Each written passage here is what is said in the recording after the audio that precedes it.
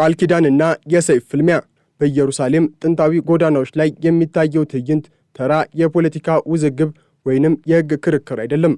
ይልቁንም የሁለት ተጻራሪ ዓለማት፣ የሁለት የተለያዩ ዘመን ስሌቶችና የሁለት የማይታረቁ ማንነቶች የፊት ለፊት ፍጥጫ ነው።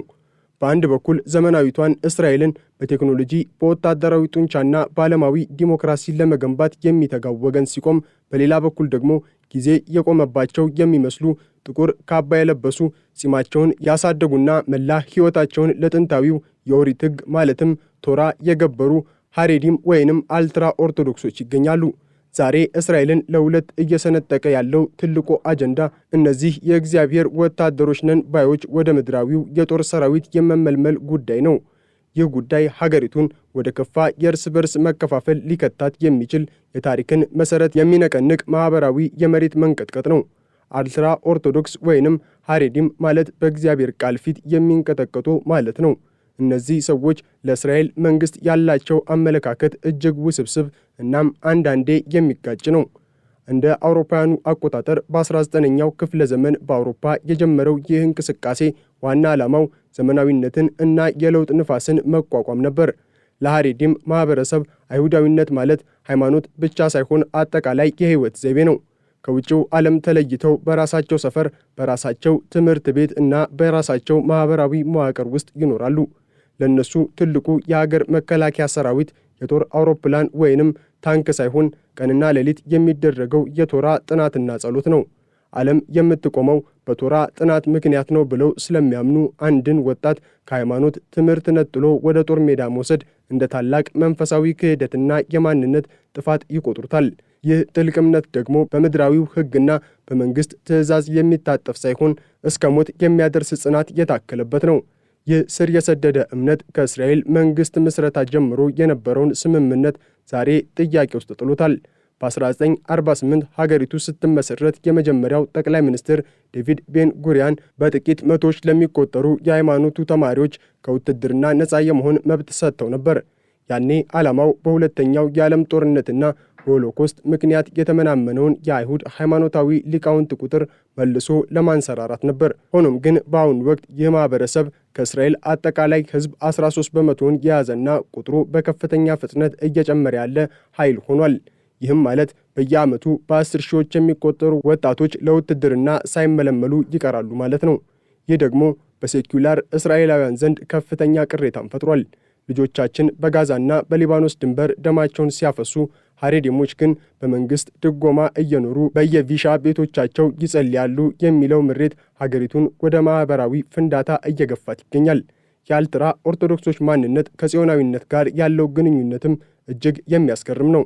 ብዙዎች ሐሬዲሞች እስራኤል እንደ ሀገር መመስረቷን በራሱ በጥርጣሬ ያያሉ።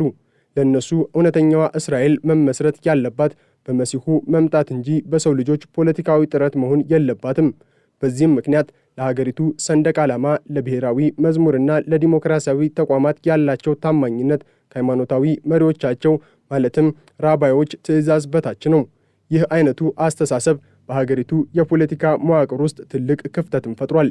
ጠቅላይ ሚኒስትር ቤንያሚን ኔታንያሁ ስልጣን ላይ ለመቆየት በእነዚህ ማኅበረሰቦች የፖለቲካ ፓርቲዎች ድጋፍ ላይ ጥገኛ በመሆናቸው ውትድርናውን የሚደግፈው የፍርድ ቤት ውሳኔ መንግስታቸውን ሊያፈራርሰው የሚችል የፖለቲካ የመሬት መንቀጥቀጥ ሆኖባቸዋል። በእስራኤል ፖለቲካዊ ሰማይ ስር የተከማቸው ጥቁር ደመና ወደ ምድር ወርዶ ታላቁን መከራ ማዝነብ የጀመረው በይሁዳና ሰማሪያ ግዛት በሚገኘው ሰላማዊዋ አሎን ሸቡዝ መንደር ነው። እዚህ የእስራኤል ጠቅላይ ፍርድ ቤት ምክትል ፕሬዝዳንት የሆኑት ዳኛ ነአም ሶልበርግ መኖሪያ ቤት የጥላቻና የጽንፈኝነት መናኸሪያ ሆነ። በመቶዎች የሚቆጠሩ የሐሬዴ ወይንም አልትራ ኦርቶዶክስ ጽንፈኛ ወጣቶች የዳኛውን መኖሪያ ቤት ከበውት የነበረው ትዕይንት ከአንድ ሰላማዊ ተቃውሞ ይልቅ የታጠቀ ወራሪ ኃይል የሚፈጽመውን ጥቃት ይመስል ነበር። ወጣቶቹ በዳኛው ቤት ላይ ድንጋይ ሲያዘንቡ፣ የመስኮት መስታወቶች ሲከሰከሱና የቤተሰቡ መኪና ሲደቆስ በእስራኤል ዴሞክራሲ ላይ ትልቅ ቀዳዳን እየተበሳ እንደነበረ ግልጽ ነው። ይባስ ብሎም ወደ ቤቱ ጥሰውን ለመግባት ያደረጉት ሙከራና በቤቱ ዙሪያ የተበተኑት የእስራኤል ባንዲራ ከናዚ ስዋስቲካ ምልክት ጋር የተቀላቀለባቸው ካርዶች የቀውሱን ጥልቀትና የሞራል ውድቀት የሚያሳዩ ነበሩ። የዳኛው ባለቤት ወይዘሮ ሜራ ሶልበርግ በጥቃቱ ማግስት በሰጡት በእንባ የታጀበ መግለጫ ይህ ፓግሮማ ነው፣ ይህ ክሪስታል ናክት ነው ማለታቸው በሁለተኛው የዓለም ጦርነት ወቅት አይሁዶች በጀርመን በደረሰባቸው ጭፍጨፋ የተሰማቸውን ስሜት ዛሬ በገዛ ሀገራቸው መስማታቸውን ያሳያል። አይሁድ በአይሁድ ላይ እንዲህ ያደርጋል የሚለው ጥያቄያቸው ዛሬ በእያንዳንዱ እስራኤላዊ ልብ ውስጥ የሚመላለስ የመሪር ሐዘን ድምፅ ሆኗል።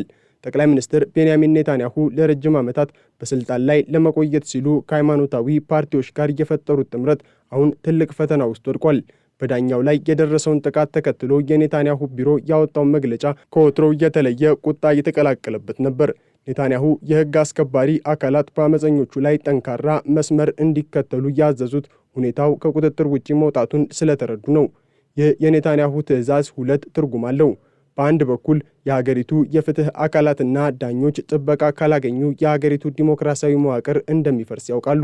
በሌላ በኩል ደግሞ በሀገሪቱ ውስጥ ያለው ዓለማዊው ማህበረሰብና ወታደራዊ ግዳጅ የሚፈጽሙ ዜጎች መንግስት ለሃይማኖት አክራሪዎች የሚያሳየውን ለስላሳ አቋም ዳግመኛ እንደማይታገሱት ተረድተዋል።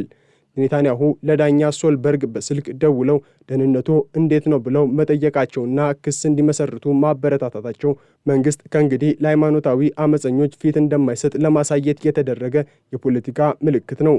ሆኖም ይህ ማስጠንቀቂያ በገቢር ምን ያህል ውጤታማ ይሆናል የሚለው ጥያቄ አሁንም አጠራጣሪ ነው። ምክንያቱም በኢየሩሳሌም ኪካር ሐሻባት ጎዳናዎች ላይ በፖሊስ እና በሐዲዶች መካከል የሚታየው ደም አፋሳሽ ግጭት አመፀኞቹ ለኔታንያሁ ማስጠንቀቂያ ግድ የሌላቸው መሆኑን ያሳያል። የዚህ ሁሉ ብጥብጥ መንስኤ እንደ አውሮፓውያኑ አቆጣጠር በ2025 በዳኛ ሶልበርግ የተሰጠው ታሪካዊው የፍርድ ቤት ውሳኔ ነው። ይህ ውሳኔ ለብዙ አስርት ዓመታት በሃይማኖት ተማሪዎች ስም ከወታደራዊ ግዳጅ ነፃ ሆነው የቆዩ በሺዎች የሚቆጠሩ ወጣቶች ከእንግዲህ የመንግስትን ሕግ አክብረው ለሀገራቸው አገልግሎት እንዲሰጡ የሚያስገድድ ነው። የሶልበርግ ውሳኔ በደፈናው ወታደራዊ ግዳጅ ይፈጸም የሚል ብቻ ሳይሆን ግዳጁን በማይፈጽሙት ላይ የወንጀል ክስና ኢኮኖሚያዊ ማዕቀቦች እንዲጣሉ የሚያዝ ነበር። ይህ ውሳኔ በእስራኤል ማህበረሰብ ውስጥ ለዘመናት የኖረውን የጥቅም ስምምነት ያፈረሰ ነው። የሐዲድ ማህበረሰብ ከማገልገል ይልቅ መሞትን እንመርጣለን በሚል መፈክር አደባባይ የወጣው ይህንን ሕግ እንደ ሃይማኖታዊ ጭቆና ስለቆጠሩት ነው። ነገር ግን በሌላ በኩል ያሉት የእስራኤል ዜጎች ልጆቻቸውን በየቀኑ ለጦርነት እየላኩና በኢኮኖሚው ላይ ያለውን ሸክም ብቻቸውን እየተሸከሙ፣ ሌላው ወገን ግን ምንም አይነት ግዴታ ሳይኖርበት የመንግስትን ድጎማ መውሰዱ ፍትሐዊ አይደለም ብለው ያምናሉ።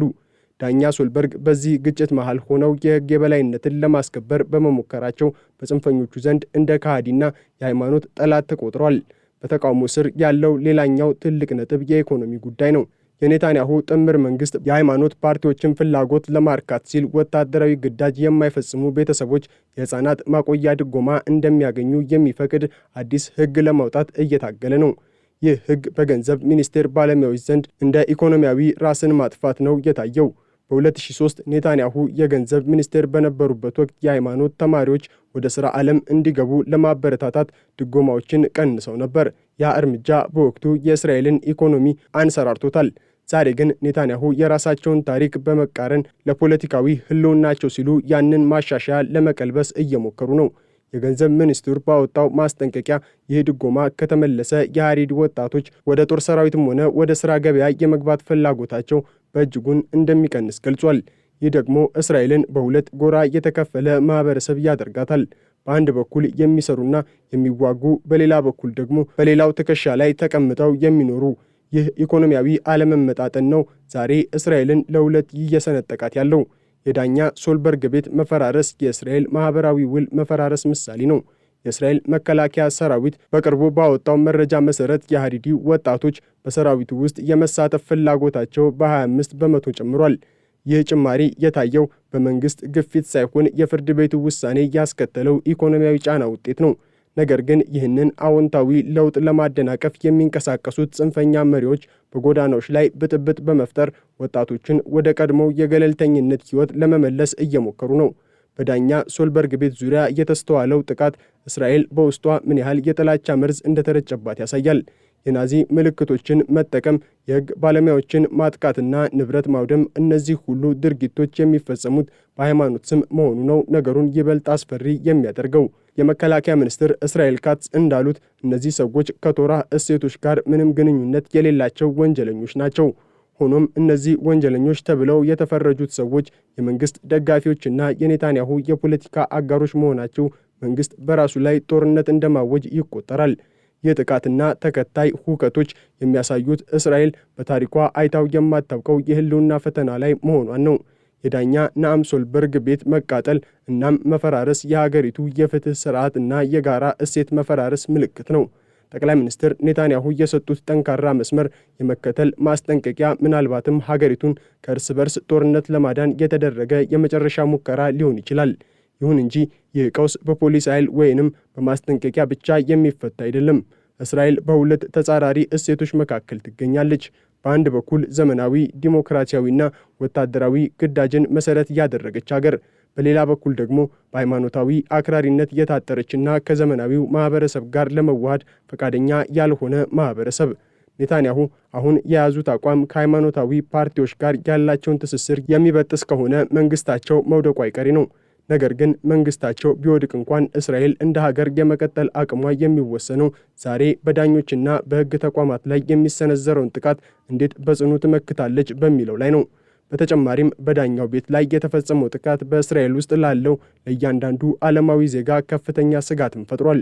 የመንግስት የጸጥታ ኃይሎች በሃሪዴ ሰፈር ውስጥ ሕግን ለማስከበር ሲሞክሩ የሚገጥሟቸው ተቃውሞ ሀገሪቱ በውስጧ መንግስት የሌላቸው ግዛቶችን እየፈጠረች መሆኗን ያሳያል። የኔታንያሁ ማስጠንቀቂያ የብረት ጡጫ ቢባልም በገቢር ግን ፖሊስ ወደ ተቃዋሚዎቹ ሰፈር ገብቶ የታሰሩትን ለማስፈታት የሚያደርገው ጥረት ከፍተኛ ደም መፋሰስን እያስከተለ ነው። ይህ በእስራኤል የመከላከያ ሰራዊት ውስጥ የሚያገለግል ወታደሮች እኛ ጠላትን ስንከላከል በሀገራችን ውስጥ ያለው ጽንፈኝነት ቤታችንን እያፈረሰ ነው የሚል ተስፋ መቁረጥ እንዲሰማቸው እያደረገ ነው። ይህ ስሜት ደግሞ የሰራዊቱን ሞራል በመንካት የሀገሪቱን ብሔራዊ ደህንነት አደጋ ላይ እየጣለ ነው። የኔታንያሁ የካቢኔ አባላትም ቢሆኑ በዚህ ጉዳይ ላይ ክፉኛ ተከፋፍለዋል።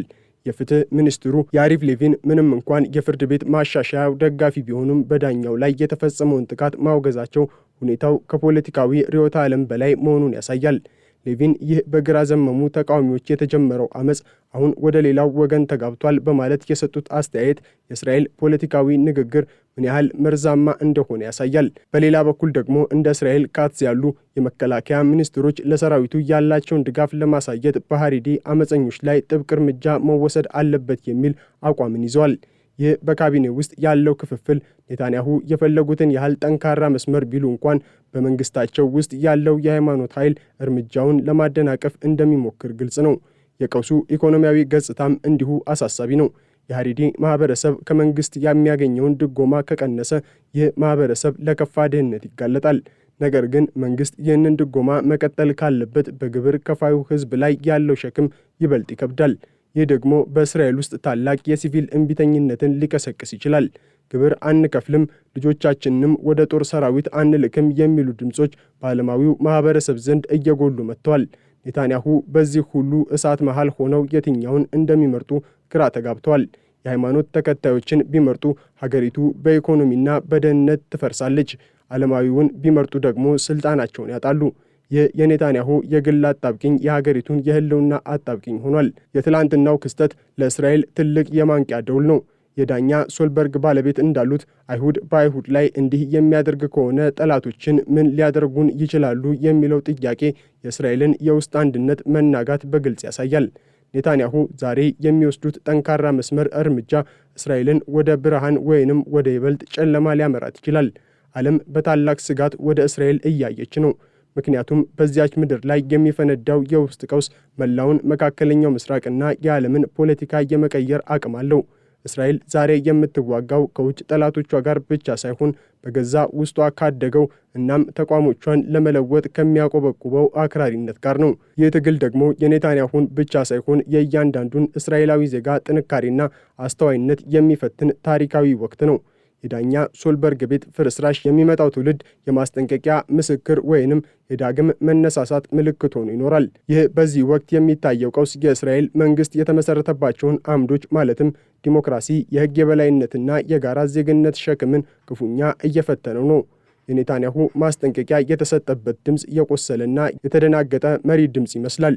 የሕግ አስከባሪ አካላት የሕጉን ሙሉ ኃይል መጠቀም አለባቸው የሚለው ጥሪ በገቢር ተግባራዊ ካልሆነ የኔታንያሁ መንግስት የመጨረሻ ሰዓቶቹን እየቆጠረ እንደሆነ መገመት ይቻላል። በእስራኤል ጎዳናዎች ላይ የሚፈሰው ደምና የሚቃጠለው ንብረት ለአንድ ታላቅ ሕዝብ የማይገባው ውርደት ነው። ሆኖም ከዚህ ቀውስ ለመውጣት የሚከፈለው መስዋዕትነት የኔታንያሁ የፖለቲካ ስልጣን ብቻ ሳይሆን የሀገሪቱ አጠቃላይ ማህበራዊ መዋቅር ዳግም መፈጠር ሊኖርበት ይችላል። እስራኤል አሁን ያለችበት የቀውስ ደረጃ የህልውናዋን መሰረት የሚፈትሽ እንጂ ተራ የፖለቲካ ሽኩቻ አይደለም። ኔታንያሁ የገለጹት ጠንካራ መስመር የአንድን ሀገር ህልውና ለመታደግ የሚደረግ የመጨረሻው የሞት ሽረት ትግል ነው። የእስራኤል ወደማይቀለበስ የታሪክ ምዕራፍ እየተሸጋገረች መሆኑንም የሚያሳይ ነው። የዳኛ ሶልበርግ ሰቆቃ የብዙ ዳኞችና የህግ ባለሙያዎች ስጋት ነው።